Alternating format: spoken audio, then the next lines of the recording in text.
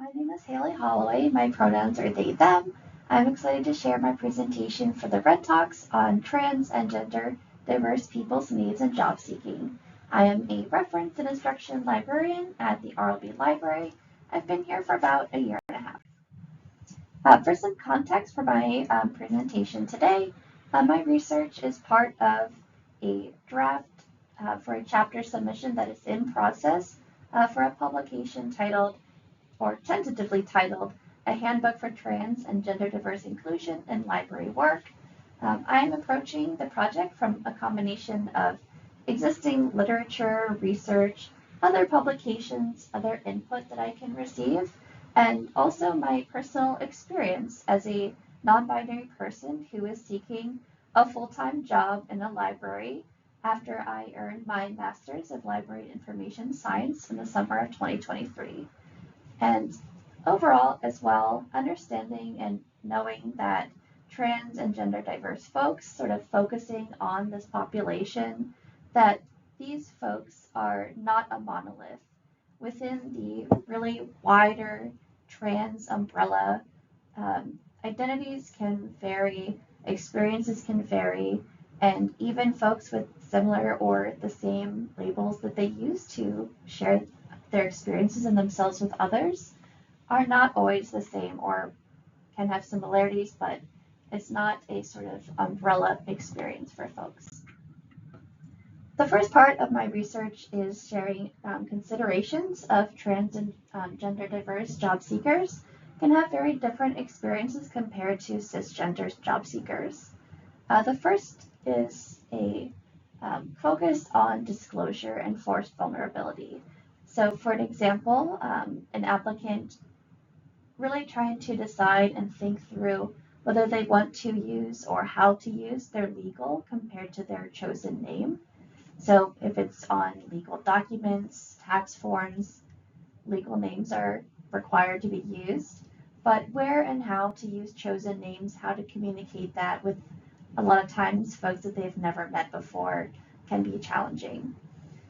Also looking at the workplace and the community culture, really thinking about whether our potential coworkers, supervisors, as well as the surrounding community, what is that culture like in accepting and welcoming trans and gender diverse folks? So are there other trans people working at this place? Are they treated well? Those are really important to job seekers. Last is access to trans affirming healthcare. So a big one is the health benefits. Are trans affirming healthcare, top surgery, hormone therapy, are those included? Are they covered by the health benefits that are offered by my potential employer? As well as on the flip side, are there a good availability of providers who can give this care in the area?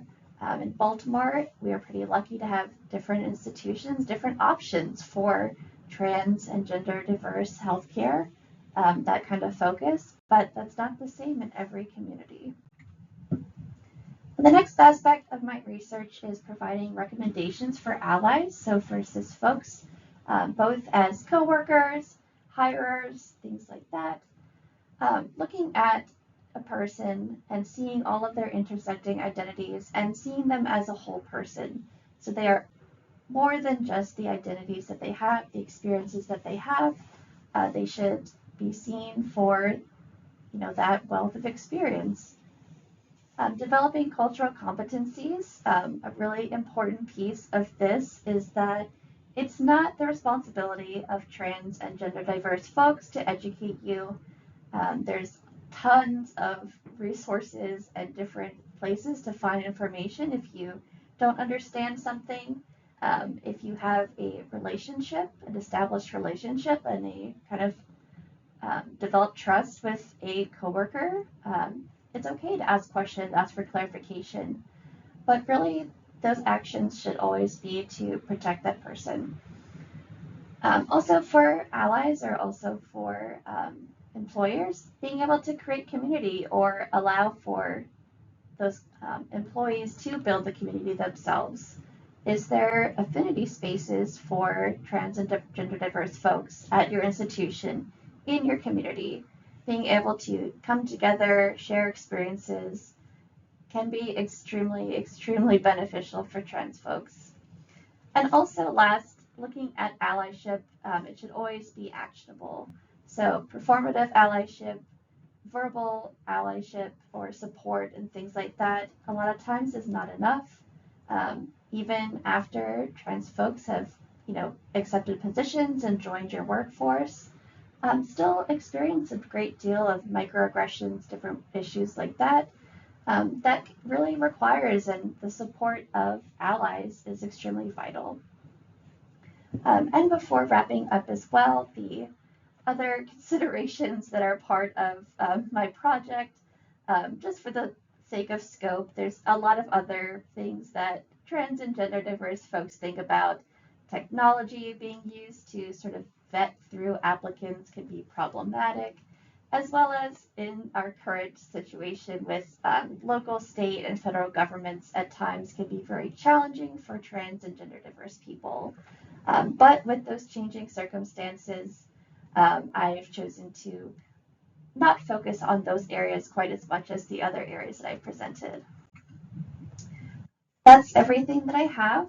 Thank you so much. I'm going to give it to live Hayley to answer any questions. Thank you.